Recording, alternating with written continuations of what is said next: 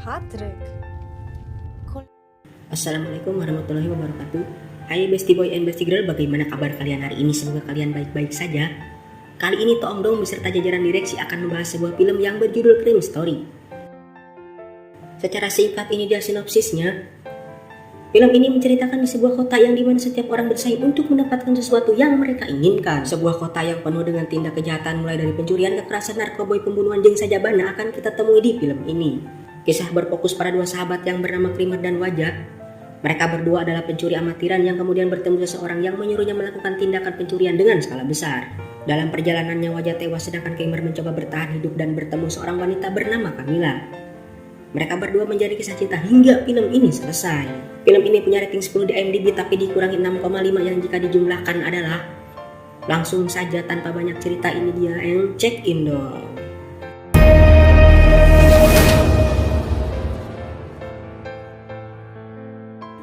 Scene pertama kita melihat keributan yang terjadi akibat ulah seorang jambret yang bernama Klime yang diperankan oleh Sejari Lukashenko.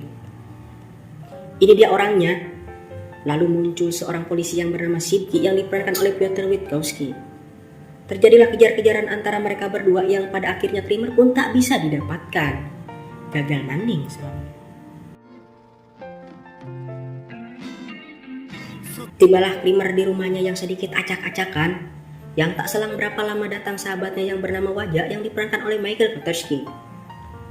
Dengan kekonyolannya, Wajah memamerkan baju baru yang dia beli dan bentuk tubuh suspeknya walaupun sedikit bergelambir.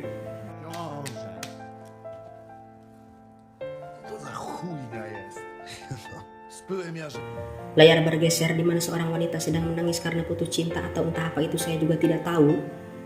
Dia bernama Camilla yang diperankan oleh Victoria Gasiewska. Tak selang berapa lama ibunya muncul dan mengatakan untuk berhenti menangis karena sungguh sayang air matamu itu jika dikeluarkan untuk seorang buaya. Momen sarapan pagi datang di mana kebiasaan anak orang kaya selalu disuguhkan dengan sebotol susu dan roti dengan selayang jika disuruh menghabiskan oleh ibunya. Si anak pasti akan menjawab sudah kenyang ma. Dalam percakapan ini Camilla meminta mobil kepada ayahnya. Lanjut dari curhatnya dan scene berpindah ketika sang ibu sedang mengantarkan anaknya sekolah lalu di tengah perjalanan ada seorang yang menelpon ibunya dengan nama Patrick. Ibunya bilang jika itu teman kerjanya yang akan tetapi Camilla menjawab mana mungkin teman kerja ibu karena ibu sendiri pengangguran. Karena si ibu takut Camilla berbicara ke ayahnya tentang hal ini. Akhirnya dengan berat hati si ibu merelakan uangnya dipakai berpoya-poya oleh anaknya sebagai uang sogokan atau uang tutup mulut. Seperti halnya di kampus dan anak-anak sekolah lainnya pasti akan banyak beberapa geng yang akan sering mengalami selisih paham hingga pas sirik-sirik bahkan silih goreng hingga muncul satu kalimat yang terucap jika jarinya itu lebih baik dimasukkan ke dalam palung Mariana. Yang kita ketahui sendiri palung Mariana atau palung Marianas adalah palung yang paling dalam yang diketahui terletak di dasar laut sebelah timur Kepulauan Mariana Barat, Samudra Pasifik dekat dengan Jepang dan Pulau Guam. Dan lokasi terdalamnya berada di kerak bumi yang juga diketahui mempunyai bentuk seperti huruf P atau Miss P dengan kedalaman 10 hingga 11.000 meter dalamnya.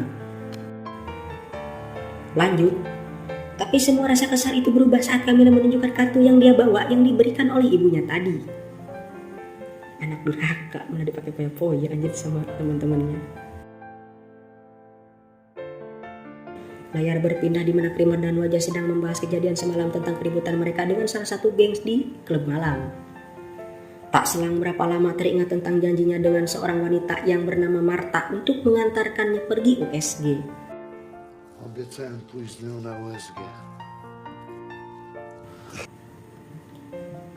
Lanjut di mana Camilla dan ketiga temannya sedang nongkrong di sebuah kafe tepi jalan sambil berselfie ria.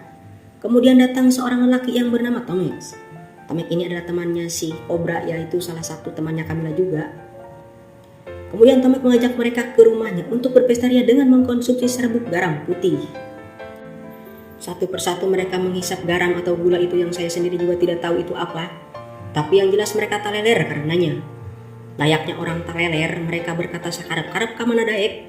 Entah apa juga yang dipikirkan oleh si Camilla, sehingga dia harus berpikir untuk loncat dari balkon dan dia tidak apa-apa sih sebenarnya.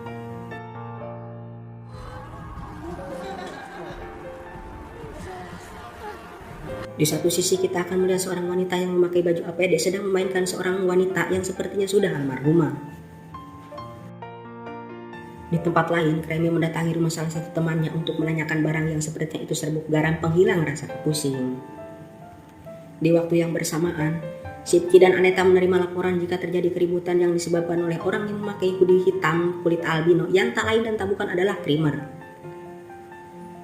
Namun lagi dan lagi Shipki dan Aneta tidak bisa menangkap Kremi karena Kremi sudah pergi meninggalkan tempat itu.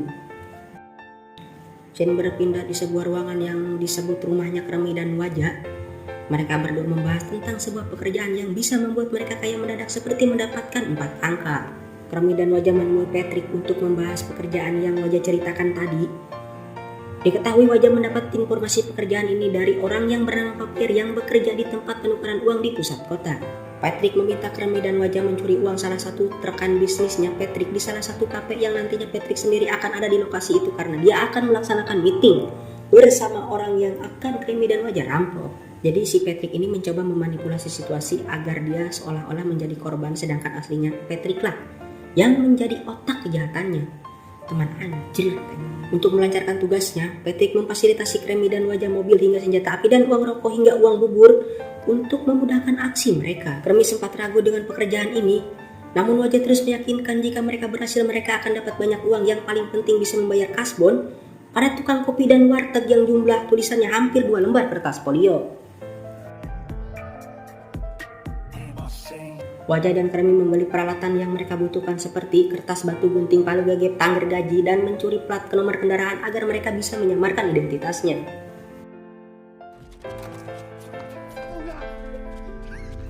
Kembali lagi ke orang yang memakai baju APD yang sedang menatap mayat seorang wanita yang entah siapa dia dan tujuannya apa. Saya juga tidak tahu. Begitulah. Di tempat lain, tepatnya rumah sakit, Cobra dan temannya sedang menunggu Camilla yang mendapat perawatan karena ulahnya yang loncat dari balkon rumahnya si Tomek tadi.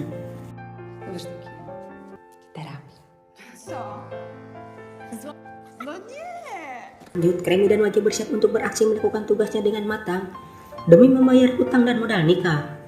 Semangat yang mencurinya dan jangan sampai tertangkap. Semangat.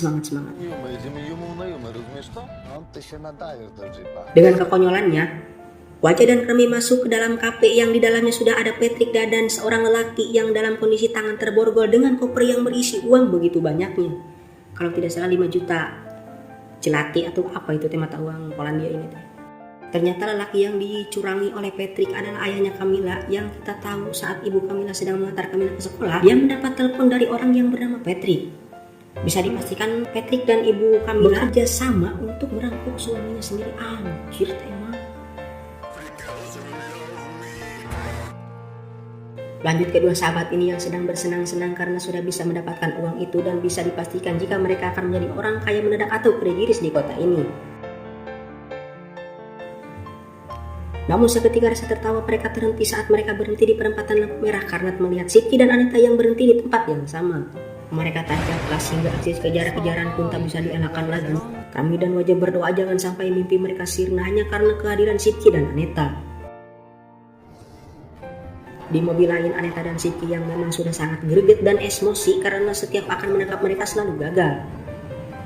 Shipki meminta bantuan pada polisi setempat untuk memblokade jalan agar Kremi dan Wajah tidak bisa melewatinya. Kremi coba ambil jalur pintas dengan memasuki hutan. Di mobil lain, Shipki dan Aneta terus mengejar hingga ada satu hewan muncul tiba-tiba membuat Aneta hilang kendali dan membanting setir kemudian menabrak pohon terpontang-panting.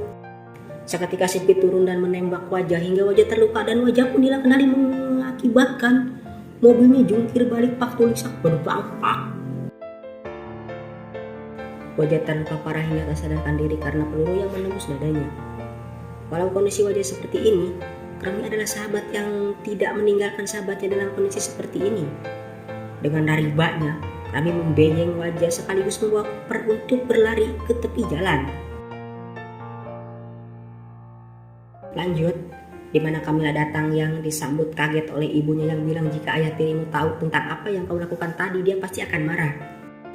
Layar berpindah di mana Shipki dan Aneta yang mencari informasi tentang pencurian ini kepada Patrick. Akan tetapi Patrick merasa tidak nyaman dengan gaya bicara Shipki yang terkesan pikas sebelum atau terlalu keras dan memaksa hingga Patrick mengusirnya.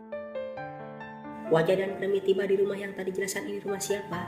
Wajah meminta Kremi menelpon kekasihnya Wajah, yaitu si Marta, untuk meminta bantuan dan sekaligus memperlihatkan hasil kerja mereka. Saat bersamaan Kremi membuka koper dan isinya wow banget, kurang lebih 5 juta zloty atau jika dirupiahkan sekitar 17 miliar lebih. Wow. Siang pun tiba di mana Marta datang mengunjungi mereka untuk merawat Wajah yang saat ini dalam kondisi tertembak, sedangkan Kremi akan membereskan uang hasil kejahatannya dengan mengubur uang itu di belakang rumah.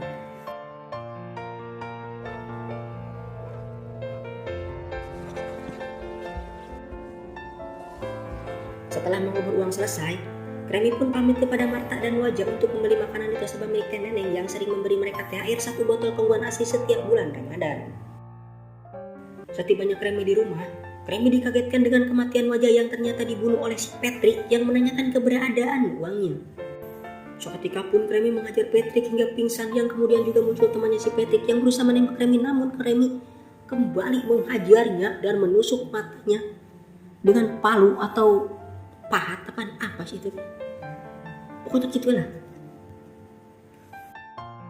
Kremi pergi dengan kondisi terpukul karena kehilangan sahabatnya yang dia cintai, dia sayangi, hingga dia berniat untuk bunuh diri. Namun semua itu tidak jadi karena Kremi teringat dengan sosok Papier yang mengatur pekerjaan ini. Tibanya Kremi di toko Papier dan sebelum Kremi masuk, salah satu orang yang berkelahi di klub melihatnya dan bergegas menelpon temannya untuk mengejar Kremi. Kremi pun masuk ke toko Papier, langsung menghajar dan menanyakan siapa orang di balik semua ini. Diketahui jika orang yang menghajar Kremi dan berurusan dengan Kremi adalah layanan informasi militer yang akan membunuh Kremi dan juga keluarga yang tak sampai di situ saja. Puncak kemarahan Kremi karena Papier bilang jika Kremi dan Wajah adalah seorang pecundang yang cocok dengan tugas ini, yang jika selesai nanti Kremi dan Wajah akan tetap dibunuhnya. Anjir, emang sih rata-rata bagian kayak keluar. Kremi melihat ada Kajol dan jajarannya sudah siap menghajarnya. Mereka mengajak Kremi dan membawa Kremi ke sebuah tempat. Tepat di jalan karena Kremi juga ditempatkan di bagasi, Kremi memakai kalung yang diambil dari Papier tadi. Kajol dan temannya bertemu dengan orang yang sepertinya membicarakan Kremi, tapi yang jelas terjadi adu tembakan yang membuat mereka tewas, bahkan Kremi juga tertembak. Namun Kremi selamat karena peluru itu mengenai bandulan kalung yang dia pakai tadi.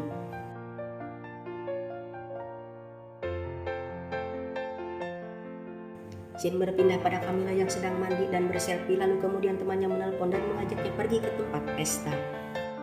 Bugem lagi asik, Makarena bala-bala ibu.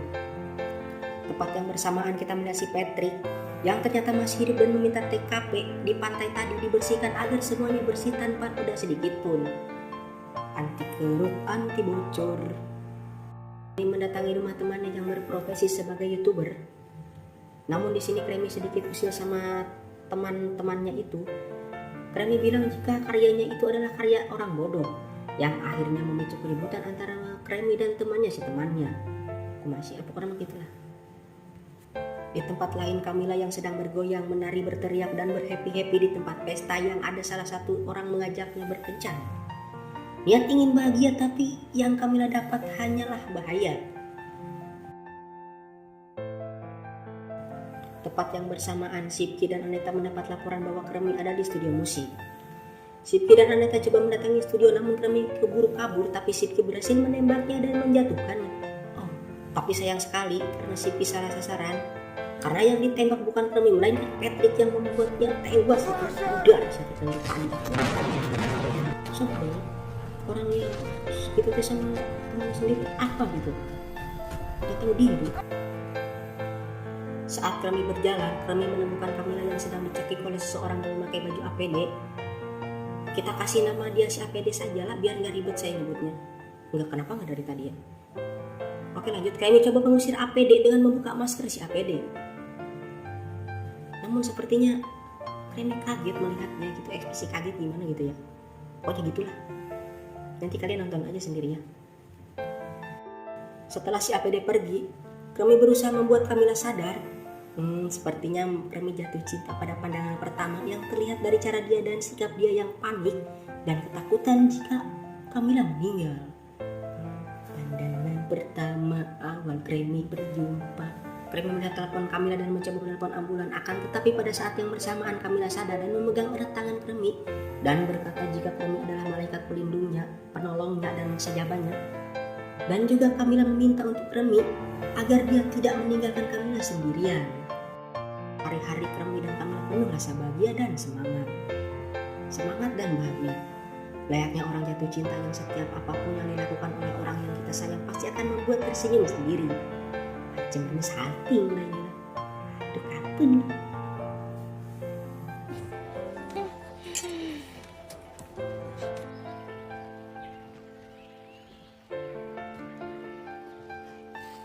Di perjalanan Kremi ingin menceritakan keburukannya, namun Kamila menolak mendengarnya.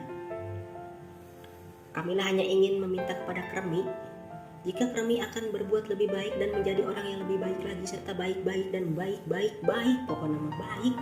Kremi pun bilang setelah dia menemui Kamila hidupnya berubah drastis dan dia ingin menjadi orang yang lebih baik lagi. So sweet. Dan terjadilah, kalian tahu sendiri lah.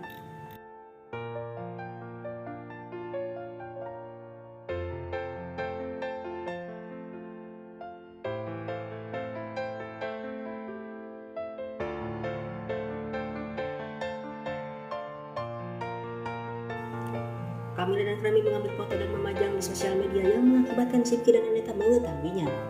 Dan tanpa menunggu lama mereka langsung mencari tahu keberadaan Kremi dan Kamila.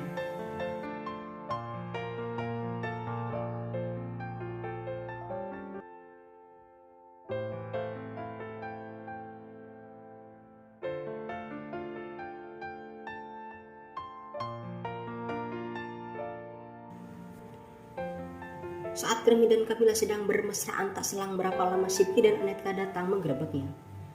Kremi menceritakan jika Aneta adalah orang yang suka menculik dan membunuh wanita selama ini dan termasuk yang menyakiti Kamila waktu itu.